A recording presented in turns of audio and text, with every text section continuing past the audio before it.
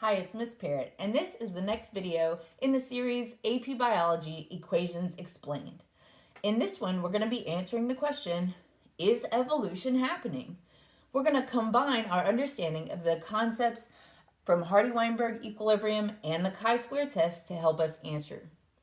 So let's say you're given some phenotypes. You're going to use Hardy-Weinberg to determine P and Q, and then the chi-square test to determine chi-squared.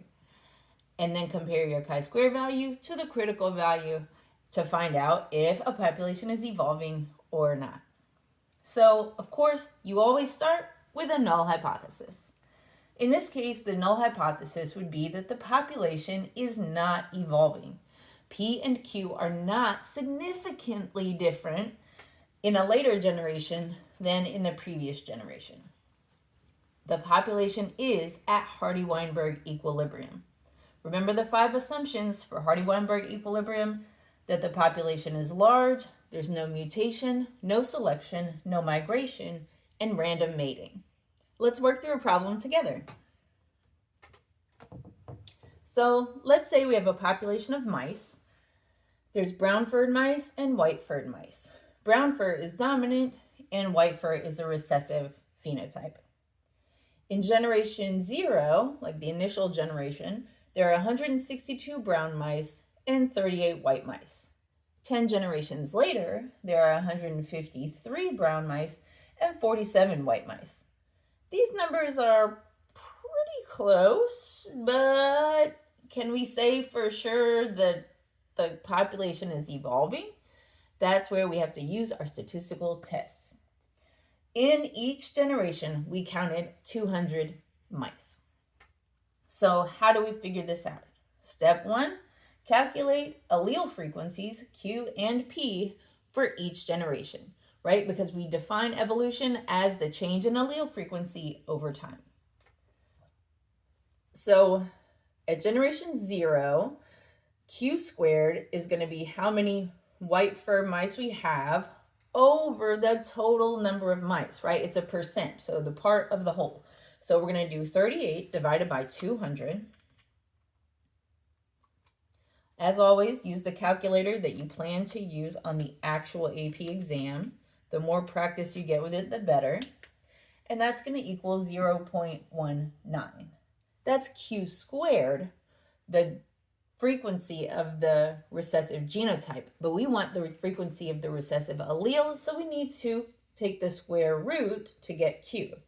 And the square root of 0.159 is 0.4359. All right, we're going to use our Hardy-Weinberg equations found here on the, right here on the formula sheet, and our chi-square is up here. 1 minus Q is going to give us P.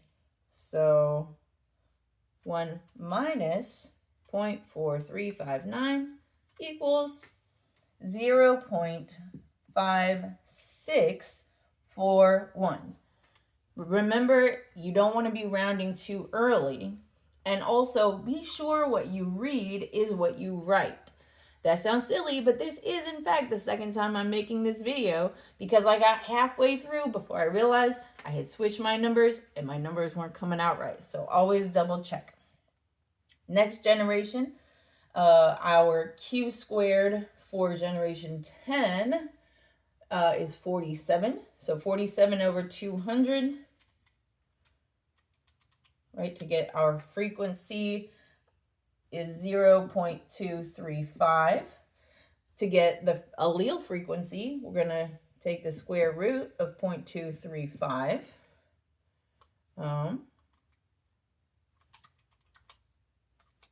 And that's 0.4848. That's Q. Now we need to find P. We're going to use 1 minus Q. So 1 minus 0.4848. 1 minus 0.4848. Again, that's another reason that you want to use a familiar calculator because you might punch something wrong and you're going to get weird numbers. 0.5152. So now we have our P and Q for both generations. You may think, oh, well then we can just chi-square it. But we have to have an intermediate step. So step 2 is to convert the frequencies to allele counts.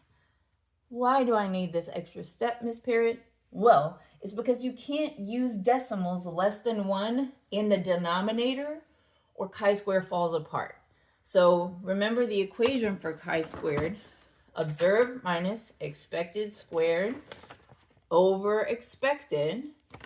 So if you have a decimal in the denominator, you're going to get really weird numbers and the whole test falls apart. So we have to make that denominator greater. So we're going to do that by magnifying it with the making it number of alleles instead of just frequency of alleles.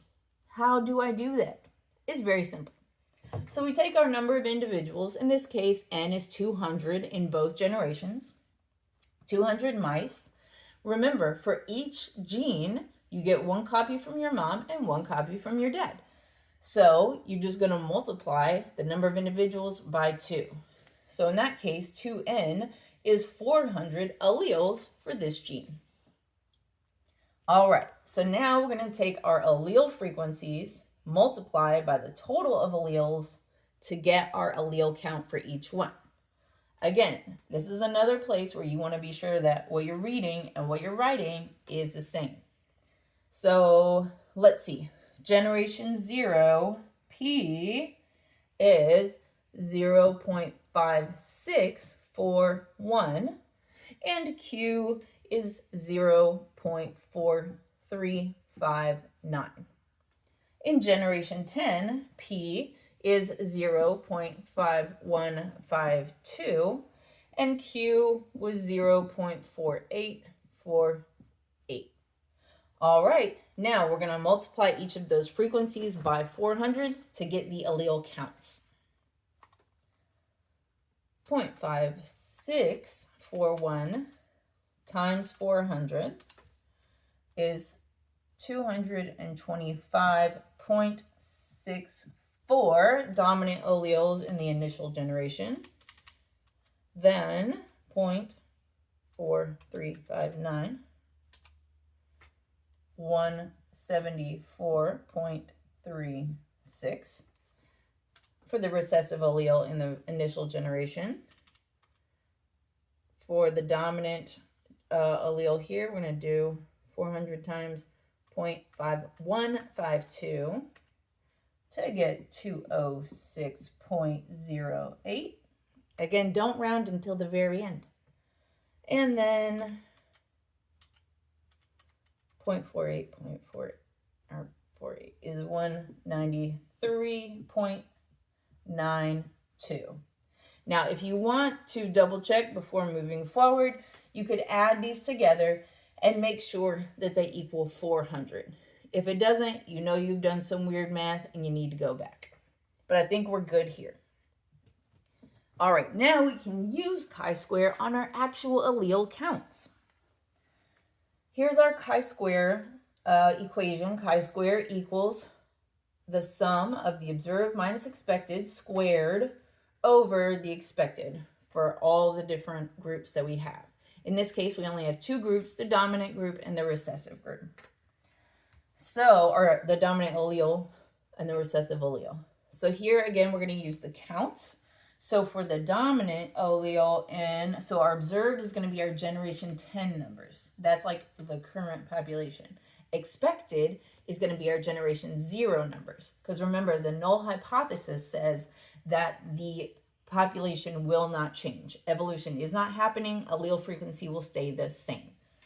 So our generation 10 numbers, 193.92, minus our expected, which is our generation 0, big A. See, this is an example. All right, I'm sure it's easier if I was looking at paper, but sorry, our dominant 206.08. Our recessive observed, was 193.92. There we go. Our expected dominant are 225.64, 225.64, and our expected recessive is 174.36. And again, divided by the expected value, which in this case is 225.64, and in the recessive is 174.36. Now let's math it. Calculator, calculator. All right, 206.08 minus 225.64 equals, or put that in parentheses and then square it. But don't just hit squared, or it's only going to square the 225 and your numbers will be crazy. So I've got negative 19.56. Then I'm going to square it. Remember, if you don't have a squared button on a 4-function calculator, you just multiply the number by itself. That's going to equal 382.2536. And we're going to divide that by the expected. Divided by 225.64. Yes, I put it in correctly. Good. So that's going to be 1.6956. Again, don't round too early. Next, 193.92 minus 174.36 equals 19.56 squared equals, again, that actually turns out to be the same. And then we're going to divide by, in this case, 174.36 equals 2.1943. All right, now we have to add these together, right? That's what the sum means. So we're going to take 1 point to find our chi-square, 1.6956. Be sure what you're reading and what you're typing is the same. Plus 2.1943 equals, equals 3.8899. All right, that is my chi-square value. So what? Now we go to the chi-square table, right? That's here. So we need to find our critical value. We have two groups, so our degrees of freedom is n minus 1, which is 2 minus 1, which equals 1. So we're going to be in the degrees of freedom is 1 column. In this case, in most cases, p equals 0.05. So the critical value there is 3.84. Very close to our chi-square value. All right, in this case, oh, see, my numbers are wrong already. All right, there we go. So we just figured out that it's 3.8899. That's our chi-square value, is greater, just by barely, but it's greater than our critical value. Therefore, we're going to reject the null hypothesis that says nothing's going on. The difference is significant, just barely significant, but it is a significant difference. In that case, since the difference in generation 10 is significantly different than generation 0, the population is evolving. So that means one or more of the assumptions for Hardy-Weinberg equilibrium must be violated. And that's how you work these problems that combine Hardy-Weinberg and chi-squared. Here are some pro tips and exam tips. Always use counts in chi-square, no decimal less than 1. Always state your null hypothesis. Be sure you've got your correct degrees of freedom, you know your p-value, and that you've practiced with the decision tree enough to where you can come to an accurate conclusion. The goal here is not just to be able to do math, right? It's to link the math to the biology. So, right, our critical value was less than our chi-square value. Therefore, our population is evolving, right? There's a statistically significant difference in the allele frequencies. So, if we have that change in allele frequency, then evolution is happening. Remember to like, subscribe, and leave a comment, even if it's just an emoji, down in the box below. And check out my Teachers Pay Teachers store, Know and Grow with Gnomes, for more practice. Keep learning, keep growing. We'll see you next time.